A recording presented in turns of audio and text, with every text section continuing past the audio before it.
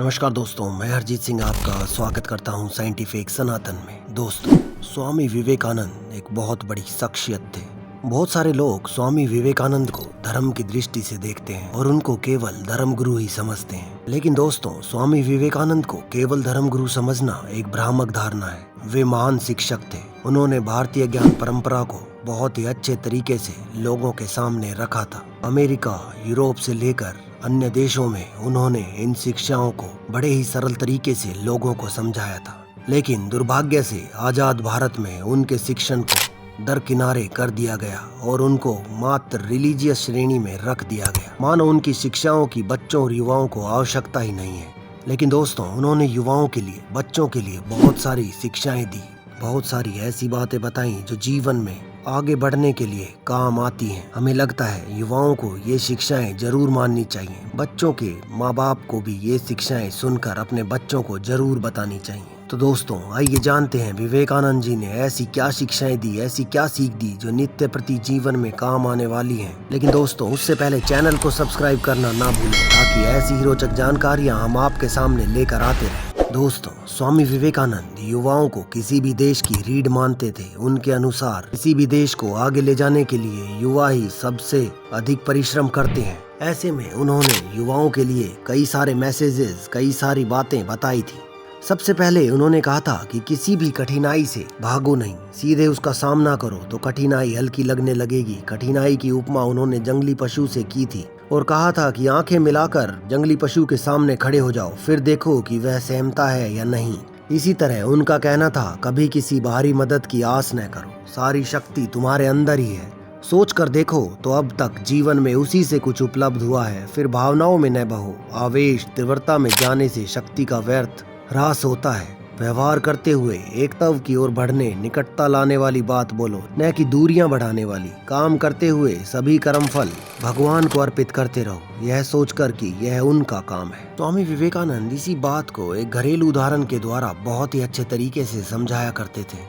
उनका कहना था कि आप किसी सेविका को बच्चे की देखभाल के लिए रख लेते हैं। सेविका अपने मालिक के बच्चे का प्रेम भाव से लालन पालन करती है, परंतु यदि मालिक उसे काम से हटा दे या वह कोई अन्य काम पकड़ ले तो वह चिंता नहीं करती कि अब बच्चे का क्या होगा और कैसे होगा। वह अपनी गठरी लेकर नए काम पर चली जाती है। उसी भाव से संसारी लोगों को हर काम राम जी का काम समझकर करना ही व्यवहारिकता है, यानी सारे काम बिना आसक्ति रखे करते जाना। तब कभी कलेश नहीं होगा, या फिर अगर कलेश होगा तो ना के बराबर होगा। ऐसे ही स्वामी विवेकानंद कहते थे कि काम करते हुए दुविधा में कभी भी मत पड़ो। अच्छे बुरे की चिंता बिल्कुल छोड़कर कर्म करो। कौन जानता है कि कौन कार्य हम अच्छा कर रहे हैं या बुरा कर रहे हैं। भलाई बुराई को स्वामी जी एक ही सिक्के के दो पहलू कहते थे। स्वामी जी का कहना था कि हमेशा अच्छा ही होना तो सब विरोधी कल्पना है। हर शुभ के साथ कोई अशुभ भी है। द्वंद्व ही जीवन है। बिना विकार के कर्म असंभव है। अतः अपनी ओर से जानते बूझते अनुचित कर्म न करो, बस कर्म करते जाओ और उसके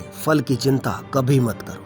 स्वामी जी का कहना था कि अपने ही काम को, अपनी ही बोली को, आचरण को सदैव साक्षी भाव से दूर से देखते रहो। उपनिषद में दो पक्षियों की उपमा से यही सीख मिलती है। एक ही पेड़ की शाखा पर दो पक्षी बैठे हैं। एक फल खा रहा है, दूसरा उसे देख रहा है। यहाँ पर दोनों एक ही पक्षी हैं। उसका खाना और खाते हुए उसे देखना एक ही पक्षी का कार्य है। यह मनुष्य भी कर सकता है, करता भी है। केवल उसे सचेत रूप से अपने व्यवहार का अंग बनाने की आवश्यकता है। तब झूठे अभिमान, आवेश, क्रोध, दुख आदि से मुक्त रहना सहज हो जाएगा। स्वामी जी ने इस बात पर बहुत जोर दिया कि किसी भी कार्य को बस करते जाओ। किसी चीज, विचार, व्यक्ति, स्थान, संस्था आदि से किसी भी प्रकार की उम्मीद न रखो। मन को सावधान रखो।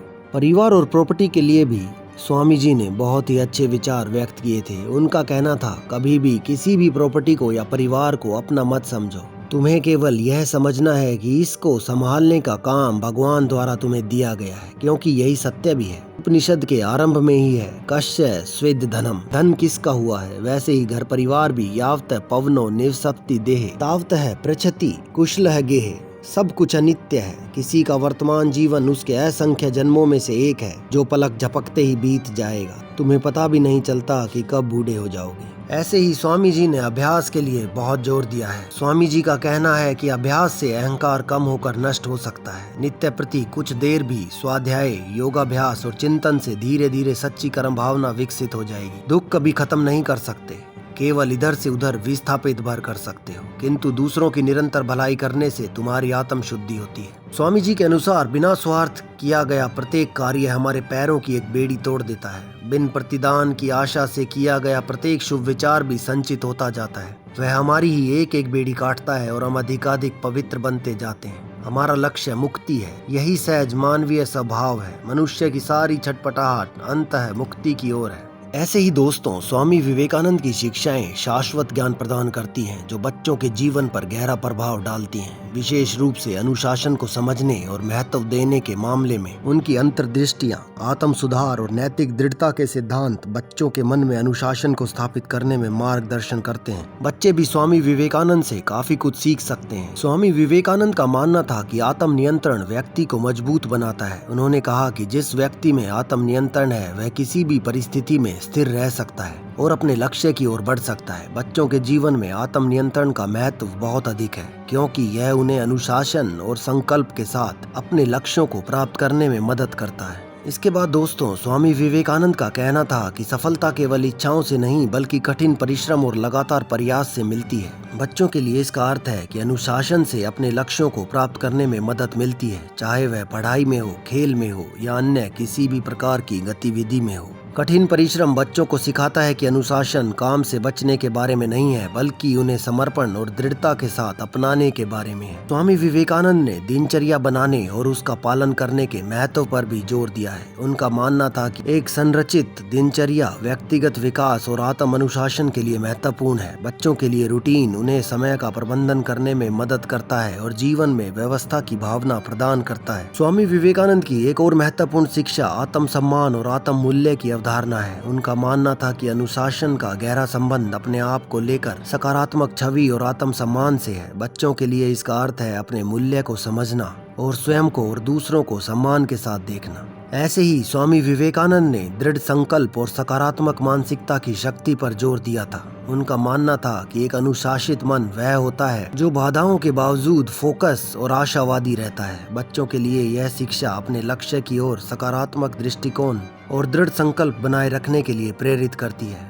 विवेकानंद जी का मानना था कि दृढ़ संकल्प से हम किसी भी कठिनाई को पार कर सकते हैं। बच्चों को यह सिखाना आवश्यक है कि वे अपने लक्ष्यों को प्राप्त करने के लिए समर्पित रहें और निरंतर प्रयास करते रहें। तो दोस्तों, केवल यह समझना कि स्वामी विवेकानंद एक धार्मिक गुरु थे और केवल धर्म की ही शिक्षाएं देते थे, बिल्कुल गलत होगा, क्योंकि स्वामी विवेकानंद युवाओं को और बच्चों के लिए एक प्रेरणा स्रोत थे। भले ही आज के समय में उनको केवल धर्म गुरु की संज्ञा दी जाती हो, लेकिन उनकी शिक्षाएं समाज के हर वर्ग के लिए और जीवन काल में हर काल के लिए बिल्कुल उचित हैं। युवा और बच्चे उनकी शिक्षाओं से अपने जीवन में आगे बढ़ सकते हैं। और जो आज के समय में युवा और बच्चों के साथ सबसे बड़ी परेशानी है, जिसमें डिप्रेशन और नेगेटिविटी ने अपना जाल बहुत बुरे तरीके से बुन लिया है, इसको स्वामी जी की शिक्षाओं के बलबूते दूर किया जा सकता है। तो प्रत्येक बच्चे के माँ बाप को स्वामी जी की शिक्षाएं बच्चों तक जरूर पहुंचानी चाहिए, जिससे कि नेगेटिविटी और डिप्रेशन से लड़ा जा सके